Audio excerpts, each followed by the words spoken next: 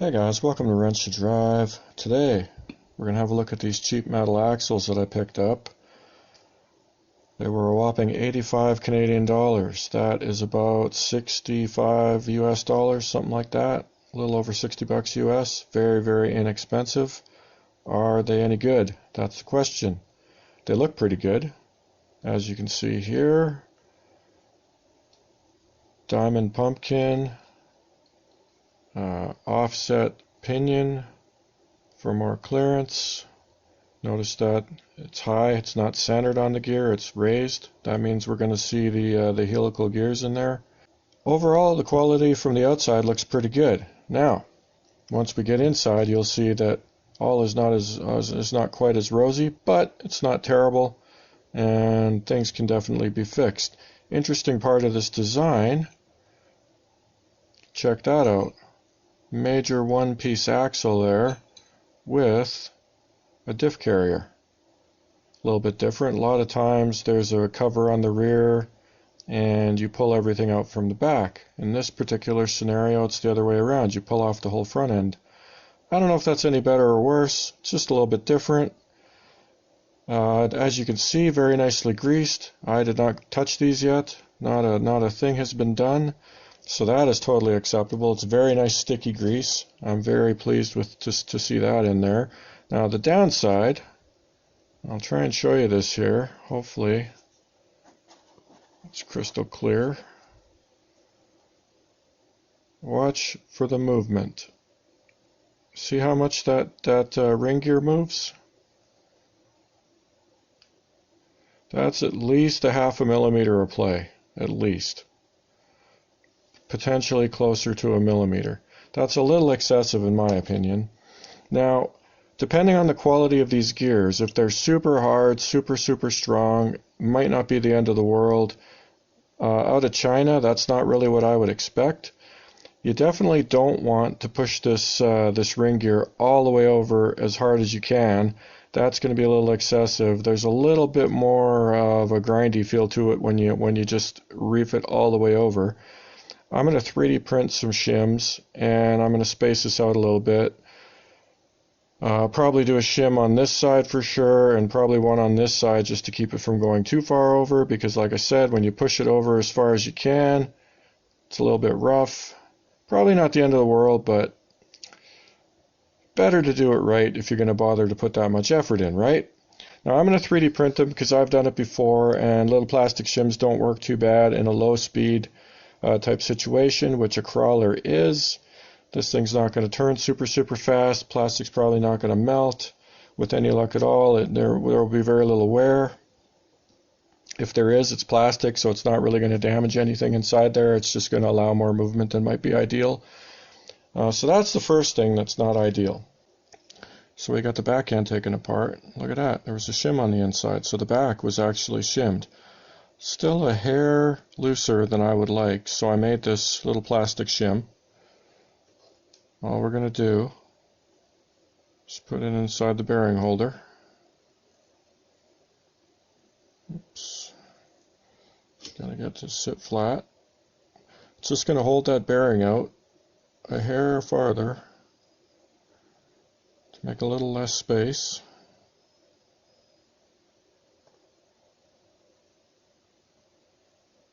There's a hole for the shaft. Doesn't have to be perfect. Now we're going to put this back together.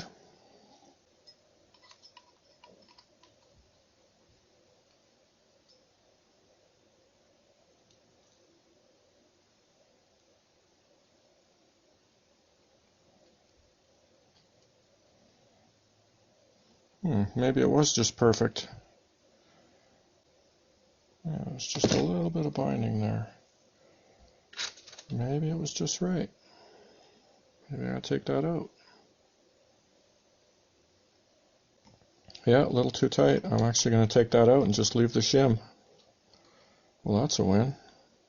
Alright, so that was 2 layers of tape. On the front, I actually put 3 layers of tape and had it to the point where I liked it. And I'm going to say that's about the same as that shim. So maybe there's just a missing shim.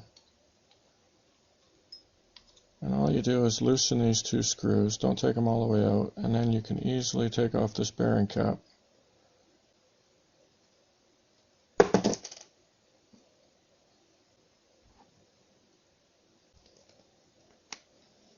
These bearings are fairly snug. The front one I had to pound out, but it was not super tight, just too tight to push out by hand.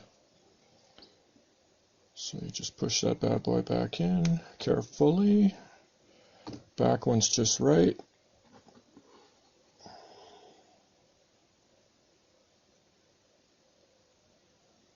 Put the shim in.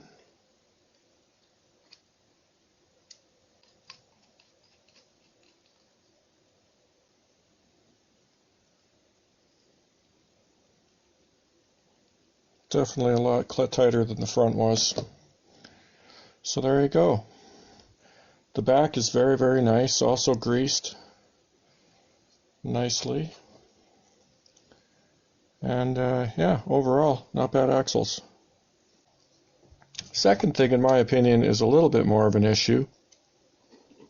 This is the drive shaft that came installed in this, and you can see there's the other one. It's got the brass centerpiece. Range of motion on these is awesome, and I'll put this back together and I'll show you what I mean. The big problem, let's have a look here, 9.92 millimeters on that bearing surface, 4.94 on that one. So this is a 10 millimeter bearing, this is a 5 millimeter bearing. Now that is a little out of spec, and it is definitely loose when you check the play. Now this one, as you can see, 9.96, this is just an old drive shaft that I've had kicking around for a while. It's never been run, so a lot closer to 10. 4.99, pretty much bang on 5, right? And as you might expect, the fit in the bearing is similar. So this bearing, we're having a little trouble getting a 5 millimeter measurement. 4.9, but you'll see that I can put this easily onto this shaft, so clearly it is indeed 5 or a hair more. It's kind of hard to measure the inside diameter on bearings a lot of times. Whereas, oh, the other one's installed. I'll just do a quick measure. I'll try to. Oopsie. You can see we're getting close to 10 there. That's why that play is an issue.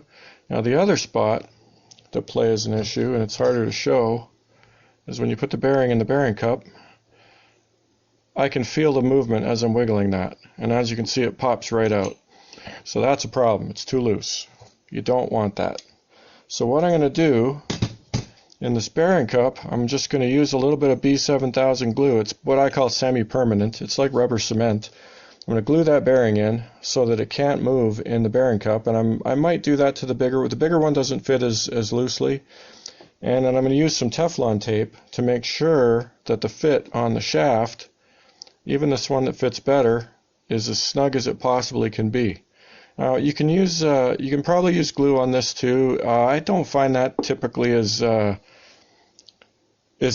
It's a little tricky to put together, and it's more likely, because this is the business end, that glue isn't really going to hold. It's gonna break down, and it's not really going to last very well. Teflon tape won't last forever either, but it will tighten things up, and it's relatively easy to redo it at some point in the future after you put a few miles on it and things start to loosen up. I found it lasts not too bad. I mean, it definitely doesn't last, I don't know, hours and hours and hours. It's one of those things, the more finicky you are, the more of an issue it is. So if that bothers you, these are probably not the axles for you, because you're going to want something that is much closer to perfect out of the box.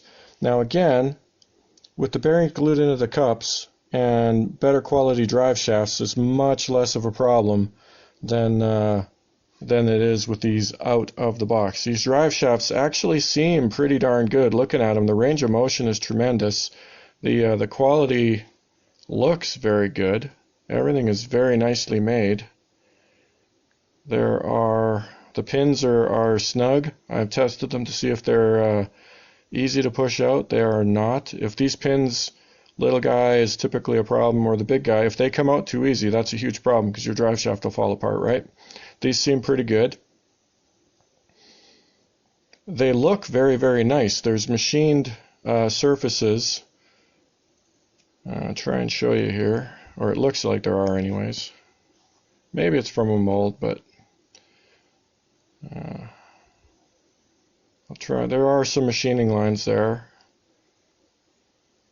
I don't know if we can see them or not. When I edit this, I'll have to have a look, but that's usually a good sign because that means that this was a decent level of steel. They invested some effort in it. Definitely not guaranteed, but this one here is, I bought this a long time ago, and I know this was from a seller that was getting very good reviews and was considered to be good quality. So this one for sure should be decent. It's a little bit closer to spec. It's still a hair looser than I would like, let's put it that way. So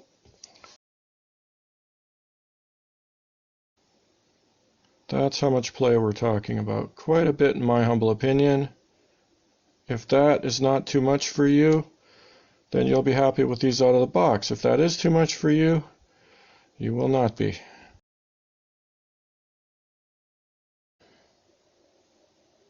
Notice how much less play we have here, guys.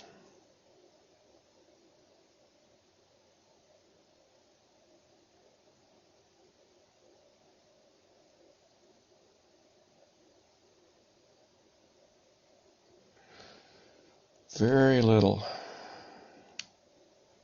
Teflon tape on the big bearing glued in the cup on the outside. Huge improvement. Now check out that steering angle that you get. That's a lot of steering angle. Notice that both sides are turning very smoothly, no binding.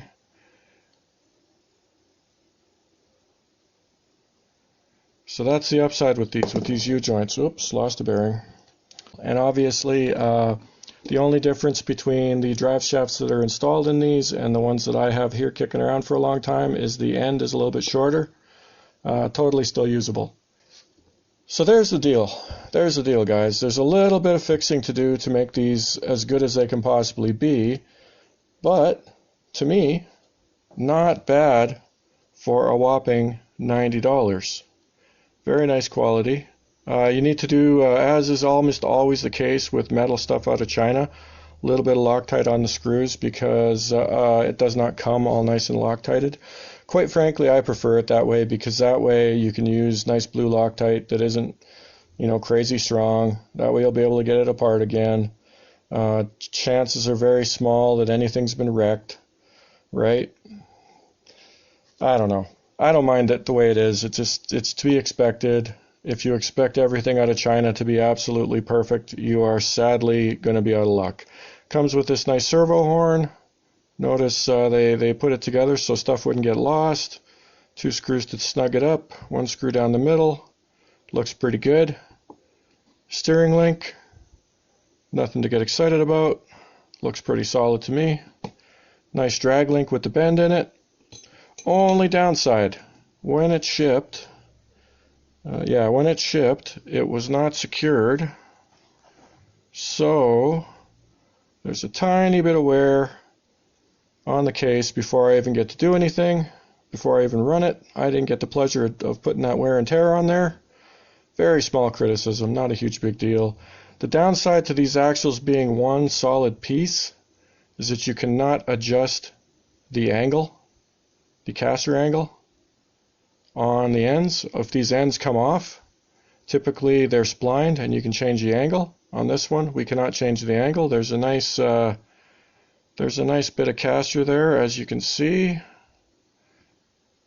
So they look really nice. Aluminum, very light, seem very solid. I'm pleased for the money, guys. I'm going to put this back together and I will show you the range of motion.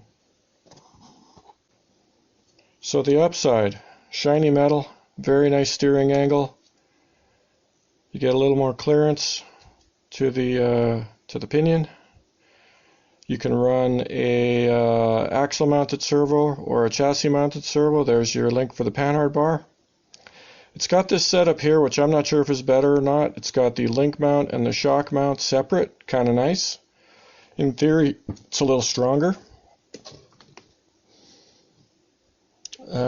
Let's see here. As I mentioned, it comes with the servo horn, the steering link, the drag link, as you would expect. Very nice. These hexes are nice aluminum jobbies with a set screw. Pretty sweet. They fit very nicely. Comes with lock nuts. These are kind of cheapo lock nuts. I like the flanged ones a lot better myself. I far prefer to run those. Comes with some washers. Everything you need.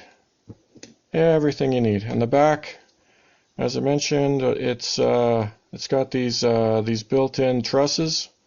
Don't know how much that adds, but should be super strong. Same setup, diff carrier. Alright guys, hopefully that's helpful to you. These axles are not terrible in my humble opinion. They're not perfect, also not terrible. I'll post a link if it's still available for a similar price. I always find that when in doubt, look at the picture.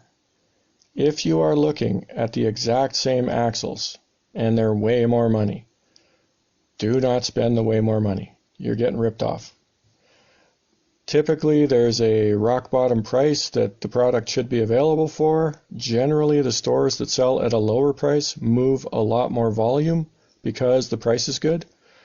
So there's a very good chance that you get the product that's just fine at the lower value. The chances that you get a better product at the higher value, in my opinion, minimal. Sometimes, if the picture you're looking at is different in some visible way, it might be worth the extra money. But an awful lot of stuff that comes out of China is not world-beating quality. It just is what it is. I am a massive advocate of just paying the best possible price and expecting it not to be perfect. Take that for what you will. These ones, like I said, they're not terrible.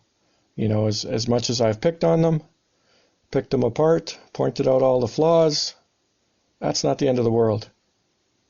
These flaws are workaroundable. So there you go.